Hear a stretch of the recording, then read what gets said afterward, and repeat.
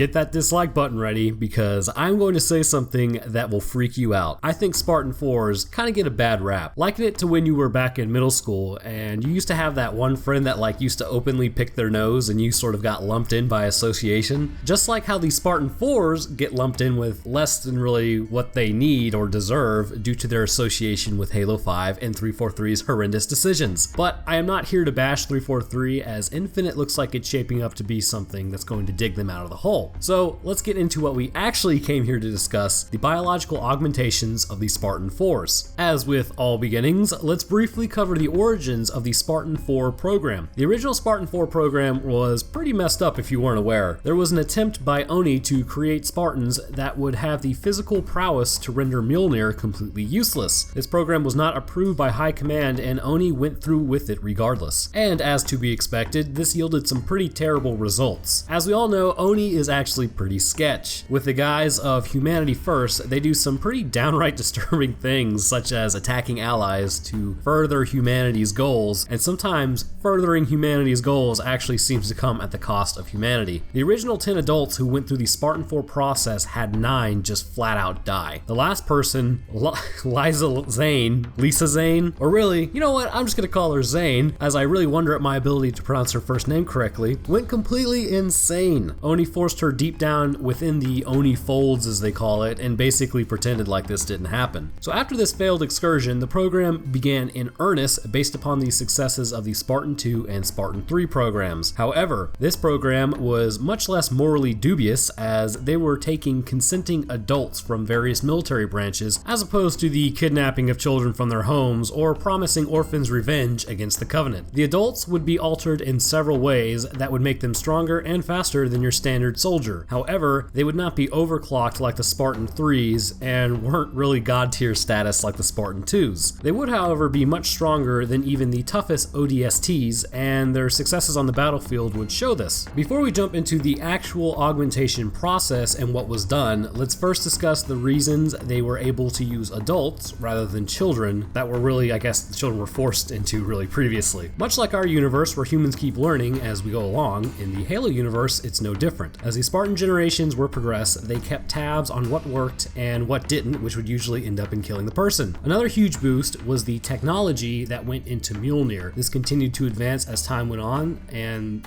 the Spartan 4s would be wearing really the newest tech available. Mjolnir Generation 2 was designed specifically for the Spartan 4s as it built around their less extensive augmentations. This armor would boost the reaction time, strength, and speed of the wearer as their bodies were not as powerful standing alone as the previous Spartans' bodies were. And just as a little bit of extra information, which I did not personally know, the armor is much lighter than the original iterations, which is kind of cool, so you can almost like build it faster if you really wanted to. So think of it this way. While the human was still altered, the suit itself made up the majority of what the Spartan could do, whether it was fighting elites, jumping out of aircraft, or just punching through solid rock for some reason. So, with a heavy reliance on the suit, rather than the specific genetics of the children, which mean only certain children were able to be used, the program was actually able to incorporate actual adults, and really this was way better because they wouldn't have to steal these kids and then flash grow them. So, now that we have a bit of background on the Spartan 4s, what were the few augmentations they did have? Well, you may be surprised to find out while they did not have like exactly the same augmentations as the other Spartans, this is actually to be expected. Seems every generation had really less or more influences on the old meat suit when it came to augmentations, so the Spartan 4s didn't really need the augmentations that the previous Spartans needed. And this just came to me, just hold on like for 1 second, don't click away. It's almost like if you look at a classic muscle car versus a Honda Civic, right? You're going on a car trip while the classic muscle would be way better and cooler to drive. The fact is, you're gonna have to stop every 150, 200 miles to gas up. Whereas the Honda Civic, nobody really cares, but it's a pretty good car. It'll get you really, really far and it doesn't fall apart. I think this is kind of a good simile for Spartan 2s are the classic muscles, the original, the awesome, and Spartan 4s are the Honda Civics. They're reliable, they're just not as cool. So anyways, that kind of actually just came to me while I was recording this. So I'm just gonna leave that in there. So what's more cool concerning augmentations than hearing your own voice in your head? Hearing multiple voices in your head. The standard augmentation was going to be the Torpit data cluster installation. This was going to be installed at the base of the skull near the midbrain that would allow the brain to interface directly with AI. Kind of an interesting concept, though I do have one problem. Seeing as this is very close to the brainstem, if the AI were to go rogue, they could literally just shut down the heart and breathing of a Spartan with an electrical shock. Not saying this is going to happen in Halo 6, but subjecting a human to that sort of vulnerability seems like a bad idea to me. Well, the best laid plans of mice and men, I suppose, right? The next augmentation is going to be Muscular and Skeletal Engineering Series. The specific augmentation is going to make the Spartans what they are. So let's start with the muscular enhancements, as this will really underline why the skeletal augmentations were important. The muscle is subjected to quick growth as well as muscle grafting. This made a person much stronger than anything that could be achieved by hard work or dedication at the gym. Able to lift hundreds and sometimes even thousands of pounds, this would make a Spartan a truly formidable foe. The ligaments themselves have also been restructured and strengthened to handle the new force behind the muscles. The bones clearly needed to be strengthened, as the muscle was so strong it could literally pull apart bones, turning them into shrapnel inside the body that could actually lead to bleeding out. The skeletal fullerene lattice was infused with bones to actually make them stronger and tougher than steel, which subsequently allowed the Spartan to be able to fall from great heights, punch through rocks, and hit harder than any regular soldier on the battlefield. The joints themselves were also going to be fortified or completely replaced depending on, and this is just my speculation, I would imagine the age of the volunteer, although it also could come down to if you're a 20-year-old who likes to squat really heavy and you blow out your knees versus a 40-year-old who squatted appropriately and didn't blow out their knees. The 20-year-old might need his joints replaced, the 40-year-old might not. So just things like that. The bones are lengthened during the process, but this augmentation process also gave an attachment point for the muscle so that it could do its job and provide the movements necessary for the soldier. Next comes the neurological series, which I actually find very interesting. The nervous system becomes supermyelinated. If you don't know what a myelin sheath is, it's an insulating component for the nerve cell that speeds up the electrical signals between the neurons and nervous tissue in the body. With the nerve supermyelinated, this will produce quicker responses by the soldier, and while it may not be Spartan time, it is still going to be much quicker than what any human could even hope to achieve with training. The next thing that is going to be your organs. Pretty much all of your organs apart from the brain of the person are going to be tossed. For instance, the lungs of the Spartan are going to be replaced by organs that apparently have some sort of surfactant on them that can grab more oxygen from the air and force it into the pretty much upgraded circulatory system, which is obviously going to be highly important for the Spartan to function, as they have all this extra muscle and all this extra, demands from the body that don't exist for the normal person. What is also pretty cool is that apparently these new lungs can also process out toxic airborne materials and lethal gases as well. So I'm thinking that maybe, considering Oni has had their hand in this, there's a possibility that these lungs could also maybe process out flood spores, because we know Oni was also working with flood spores. Pretty interesting thought, I think. The pancreas are also replaced by some form of organ, but it is not noted as to what it is. Corneal replacements are very commonplace at this point, as well as retinal, which provides the Spartan the ability to see with much greater clarity and possess night vision. Much like with any organ replacement, there will need to be procedures in place to prevent organ rejection. Right now, in our universe, in this current date and time, it is immunosuppression, but at this point, I imagine they probably have something a little better than just immunosuppression. Maybe you go to the source and give the organ itself the same marker signals as what all of our cells have, and then boom, it's officially a part of the team. With supercharged organs, you're going to need a circulatory system that is going to be able to handle and direct the extra load of nutrients and oxygen. So the circulatory system undergoes a ton of upgrades and improvements. The heart is the first thing to be bolstered. It is going to have implants composed of synthetic polythread weave, which is going to give it the ability to pump much more blood. With this ability to pump all this extra oxygen, it's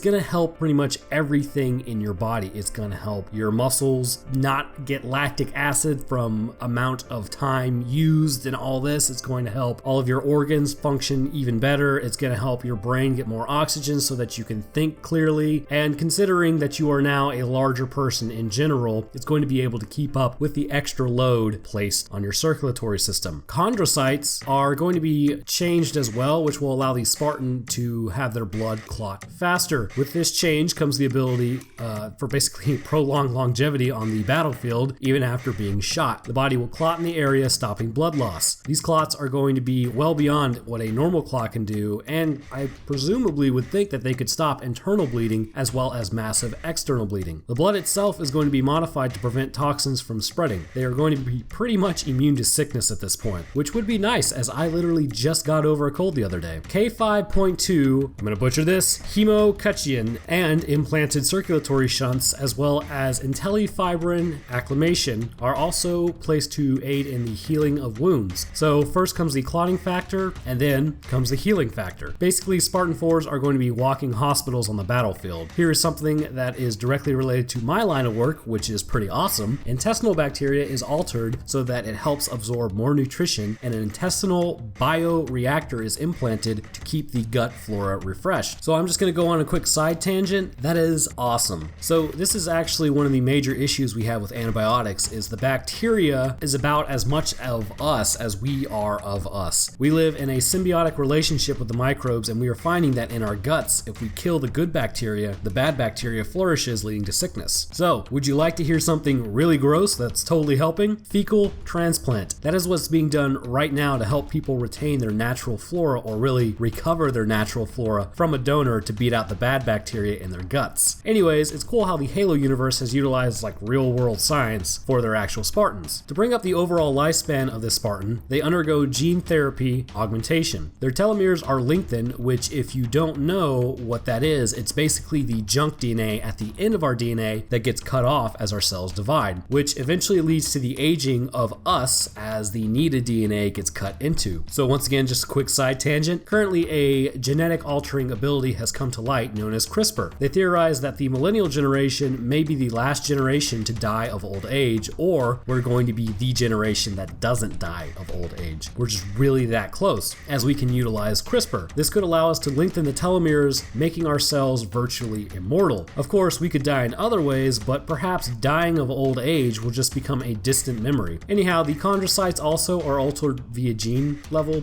or gene therapy, excuse me, but nobody really cares. They're just gonna clot. Some augmentations are installed simply for monitoring purposes as well. Around the 4th and 5th lumbar of the vertebrae, to keep an eye on the Spartan's health, they have these little things that they implant, and this is gonna help medical teams locate or know whether a Spartan has been injured or really just needs to be reclaimed from the battlefield. And to finish it all off, the Spartan is subjected to the hormone therapies we all know and love, I guess, because we all know hormones are very important. These hormones could range quite largely, but I imagine one of the main ones is going to be testosterone. This is going to be a must, plus probably the suppression of cortisol and stress hormones, as really these would kind of hinder a Spartan more than help, and a Spartan needs to be able to think under pressure, and if it's having a panic attack, probably not going to help out the situation. So all of these augmentations show that this is just not an ODST inside of Mjolnir armor. They really are Spartans who have been augmented to be strong even without the suit. I read somewhere on Twitter, or somebody said something saying Spartan 4s were just ODSTs. I don't know why, but that irked me for some reason. Granted, these Spartans haven't proven themselves to be anything more than just Power Rangers, because humanity hasn't really had to rely on them, and they haven't earned their way through. Kind of almost like how 343 didn't earn their way through with Halo, and they just expected everybody to praise them. Seen some parallels here. Anyways, it doesn't mean that these Spartans aren't still pretty badass in their own right. Look, all I'm saying is, I wouldn't want to get into a fist fight with one of them. But that about does it for me, guys. Thank you for watching me cover the Spartan 4 augmentations. Alright, I'm betting money right now that within the next few years, so if it happens tomorrow, your boy was right, we're gonna start seeing Spartan 5s. I can already see it now, I can just feel it, it's in the atmosphere. Anyhow, if you liked the video, please give it a like, and if you really liked it enough and you want to see more, tag that sub button so you know whenever I post. Although I guess really that's the Notre Dame bell too. Whatever. Hit the sub if you like subs. As always, I would like to thank my awesome patrons. Our full-fledged scientist is going to be Layla Alizarin, and then your boy Master BC, and of course we gotta throw Fritz into the mix. Next up, we have our residents. We've got G. Anderson and Richard Muhlenberg. Thanks guys. With their PhD in genetics, we have Divine Whisper and John Russo. Next up, there's Andrew Lawson, Brian H. Briggs, Cameron Smith, Professor, or as I will really call him, the Professor, Adam Hartswick and Ryan Garnham with their Masters in Biology. With their Bachelors in Morphological Sciences, we've got a Big Fat Snake, Ahigo Comics, Dustin Ellis, aka Mailing Address, Eric Scott Gillies, Joseph Radical, and Natsuki Chiaki. Thank you guys for your patronage, it really does mean a lot. If you would like to become a patron, I will drop a link in the description. I also have a Discord, and you should come check that out. Okay, so let's talk about streaming for a moment. Your boy is finally folded.